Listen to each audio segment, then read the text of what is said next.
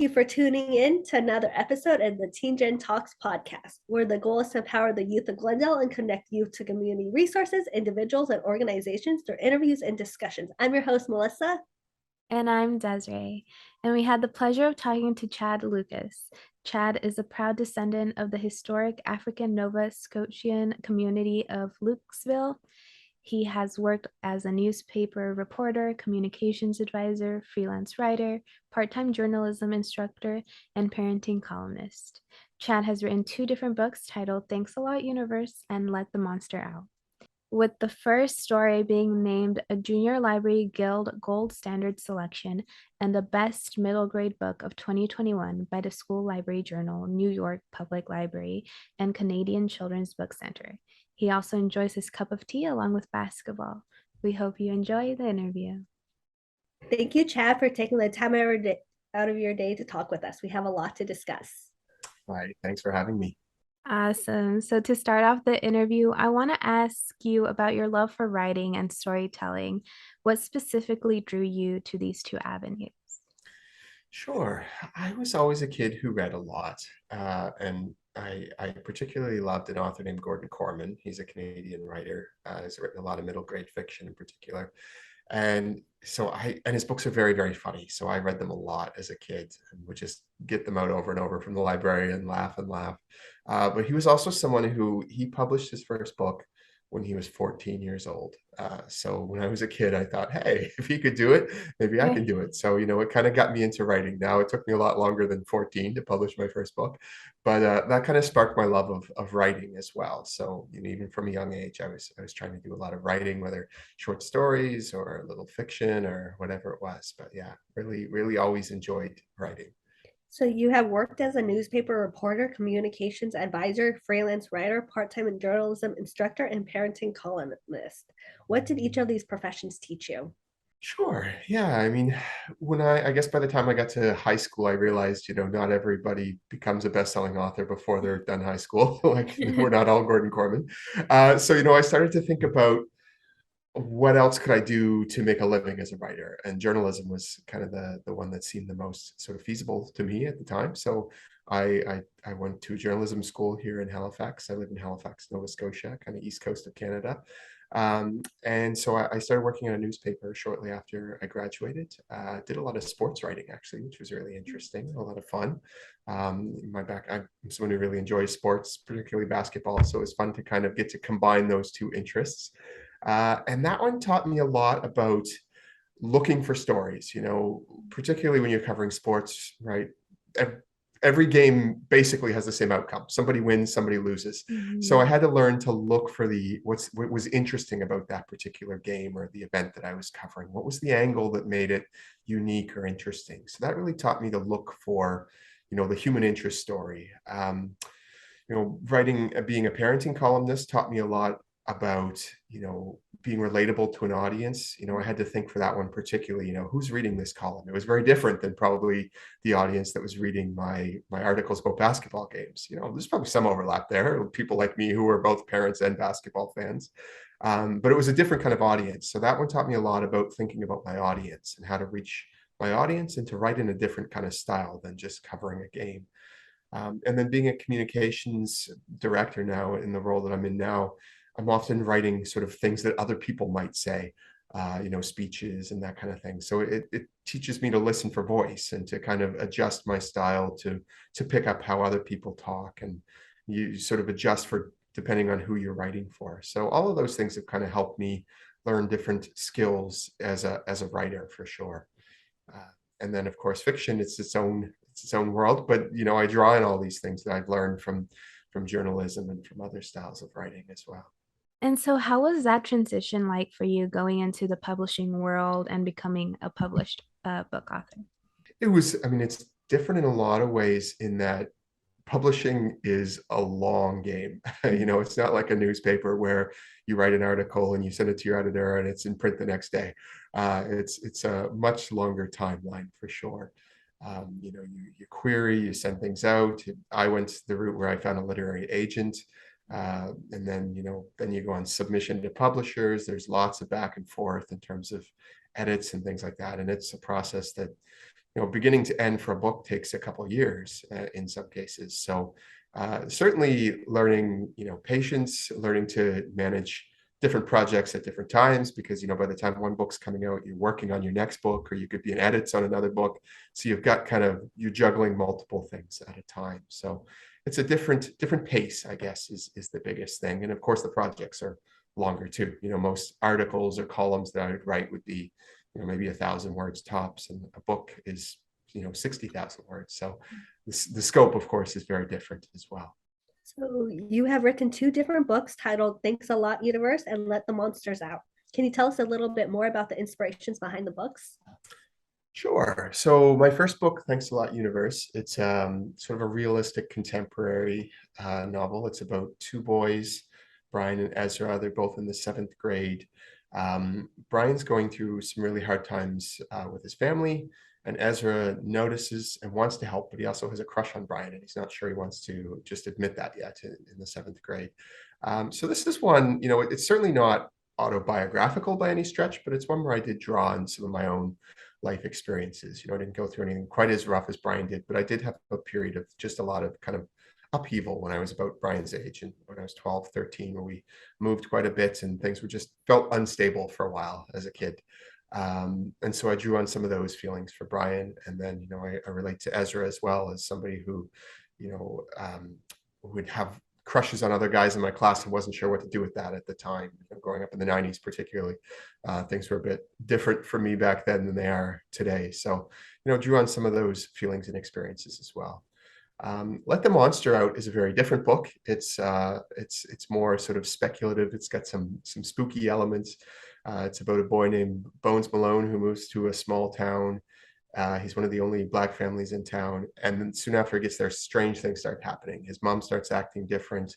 And then he and his brother share a nightmare at the same time. And this starts happening to other kids. So it's got that more kind of almost Stranger Things vibe to it, strange things happening in a small town. And this is one, obviously not quite as based in real life, but I drew from, again, there's a little bit of the Gordon Corman influence in terms of like ensemble cast, kids working together, and then also just, drew on some of my favorite, I always liked those kind of like the E.T. and the Goonies and those kind of movies where a group of kids has to figure something out, usually before the adults do. So it was a different one, a really fun one, but I got to dive into some bigger themes on that one as well. And when it comes to writing a book, how did you tackle these 2 different projects? Was the writing process the same for both, or a little bit different? A little bit different. I find every project I kind of have to approach in its own way. I wish I could discover like the perfect magic formula. Maybe that works for other people, but hasn't quite worked for me yet.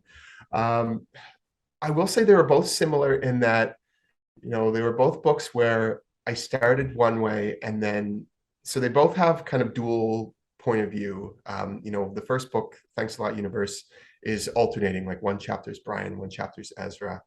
And Let the Monster Out isn't quite the same, but there's Bones, but there's also chapters from Kyle, who becomes Bones' best friend over the course of the book. And in both books, I kind of started from a singular point of view and then realized this other character really had something important to add to the story. So they both kind of grew into dual point of view stories. So in that way, they were similar, that I found myself kind of branching out, not just through the eyes of one character, but through 2 characters. In your most recent novel, what part of the book did you have the hardest time writing? There's a scene, I think one of the most challenging parts was really getting into Kyle's perspective, because he's a kid who he knows he's neurodivergent. He thinks he's autistic, but he doesn't have a diagnosis yet. So, I really had to do a lot of work to kind of dig into Kyle's perspective and write those chapters in a way that, were humanizing and did him justice when it's something that's outside of my own experience. I have an autistic kid that I've learned a lot from, and I've done a lot of research in being a parent, but I'm not autistic. So, I had to really try my best to do that perspective justice. And I got lots of advice from readers and things, and I hope I did it well. But that certainly was a challenge in trying to put myself in someone else's shoes in that regard, which every writer does. That's just basically what fiction is putting yourself in someone else's shoes. But in this case, it was really important for me to try to do that really as well as I could. And I think you talked a bit about this a bit, but how did you find your voice in your writing and hone in your craft? A lot of reading, a lot of observing what I enjoyed in other books, but also just, yeah, I think part of it was giving myself permission to find my voice. I'm of African descent, and I didn't read a lot of books growing up written by people who look like me. And so, I started kind of emulating some of my favorite white writers as a kid, as I think a lot of people do. And it took me a while to really find my voice and realize that I had a unique kind of perspective to tell. So some of that just came through trial and error. Some of it came through, I guess, figuring out how to give myself permission to be different and to write differently, which I think every writer has to do in their own way as well. What would you love for your readers to take away from both of your novels? I hope they enjoy them, first of all. I think that's the most important thing, that they come away thinking, oh, that was a good story. I like that. And I hope to read more from this author. That's always the goal. But, I think both of them, again, they're very different stories, but they both have a thread about learning to trust the people around us and, building sort of friendships and community. Brian and Ezra have to do that together in the first book, and Bones has to learn to trust some of the kids on his baseball team in this new town in his second book. So I think they both have that thread of, we can't always do it on our own, and sometimes we need other people. And I'm also curious to know how you came up with your book covers. What was that process like? Yeah, so my publisher brought in a couple of different artists. So there's different artists for the two covers. And in both cases, they asked my opinion on, they gave me samples of some of the artists and thought what I thought of their styles. And then, of course, the artist took the book away and read them, and then would present some sketches, and I get to give feedback on what I thought. And both artists, I thought, it was Nick Blanchard on Thanks a Lot Universe and Ashanti Fortson on Let the Monster Out. And they both just came up with some ideas that I thought were really surprising. I love the cover of Thanks a Lot Universe. I don't have it with me. I'm not at home with a book handy, but it's Brian's kind of facing one way and Ezra's upside down on the other side. And it's just a really unique, eye-catching cover. And it's not an idea that would have come to me naturally because I'm not an artist, but as soon as I saw it, I'm like, wow, I love that. And then Ashanti Fortson on Let the Monster Out did a great job of bringing out kind of the spooky elements of the book. There's this broken glass and reflections of different nightmares popping up in the shards of glass. And again, I was like, wow, I wouldn't have thought of that, but that's really cool. So I in both cases, I kind of turned it over to the artists and trust the artist, but I was lucky enough to be able to give some feedback in the process. But it was a really, really fun process. So, if you have any writer's block or not feeling creative, what are some things that you do to help you get through that? I'm a runner, sort of a casual runner. I don't like run like actual races or anything like that. But I find for me, getting out for a run helps kind of spur those juices. I'll just put on some music or something. Sometimes I just have to let things sit. Like I find I might get stuck. I might need to just put it down and maybe read something else, or just kind of try to take my mind off it for a day or two. And then sometimes I find I wake up at like 4 o'clock in the morning and I've got an idea all of a sudden. It tends to happen that way sometimes. And then there are times you just kind of have to put your butt in the chair and try to fight through it, and fight that inertia and try to get on a roll. So there's no kind of one perfect answer, but those are some of the things that help me out. And what is something you have learned throughout this whole journey? One of the big things I've learned is that writing really does take a community. We tend to think of it as a kind of a solitary thing where you go off and you hopefully to your nice quiet cabin in the woods and you write your book. But there's so many people who help out along the way, whether it's people who read and give feedback as you're going through drafts. If you're lucky enough to reach the stage of being published or having an agent, your editor and your agent are important parts of the puzzle, and learning to take feedback from people is really big as well. Learning to say, I'm on the right track, but I don't know about this piece, and or just listening to ideas from your editor or your agent or trusted friends who are reading your book for you. So yeah, that's a big piece of it is just building that community, I guess, or finding that community to help you on your journey. Because it can be, like I said, it can be a long journey. It doesn't move quickly. It can be frustrating sometimes. So it's good to find those people, even just to kind of commiserate with sometimes. Or yeah, so community is a big part of it. For anyone wanting to become an author, what is a tip that you would give them? Definitely read a lot. And maybe that sounds obvious, but it is really helpful to figure out what you like, what you don't like. Read some of your favorite books with a critical eye and think, why do I like this so much? What works here? What is it that's drawing me in? I think that's really important. I think the other thing is, and then this will sound almost contradictory, but then to go away and think, what kind of stories do I really want to tell? And not necessarily just try to replicate, this is what's hot right now or whatever, because that changes. And by the time, again, publishing is a long game. And by the time you finish your piece and you start shipping it around, the market might change. So, learn from other writers, but then figure out what kind of story you really want to tell and lean into that. Try to discover your own voice and and it starts with what you're passionate about. And I heard one, I forget, I want to say it was A.S. King. I might be misquoting, but I heard someone say, or maybe it was Laura Ruby. Anyway, it was a well-known writer I respect. I forget exactly which one. But they said they'd often go into classes and ask, what makes you angry? And then they would say, write about that. So and maybe it's just, what are you passionate about? What stirs that thing in you? And that's a good place to start when you're trying to tell a story. What is the thing that gets you fired up or gets you excited or boils your blood and makes you angry? But start with that. Find out what you're passionate about and try to make a story out of that. You are also a musician and played on the 2008 East Coast Music Award-winning album New Beginnings from artist Chelsea Amber. How has music impacted your life? Yeah, music's certainly been a big part of my life.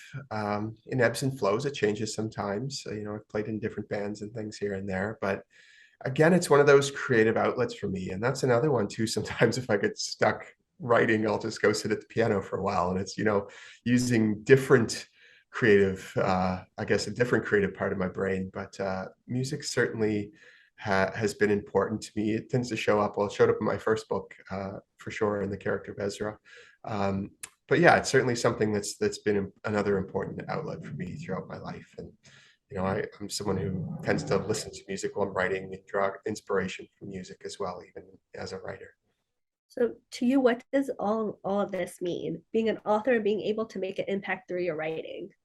It has been really cool being able to go out and do like school visits and things and meet kids and teenagers who've read my book and gotten something out of it for sure. That is definitely the best part for me is, seeing that these stories that lived in my head for so long actually, out in the world and connecting with another reader and having it mean something to them. That's by far the best part of it.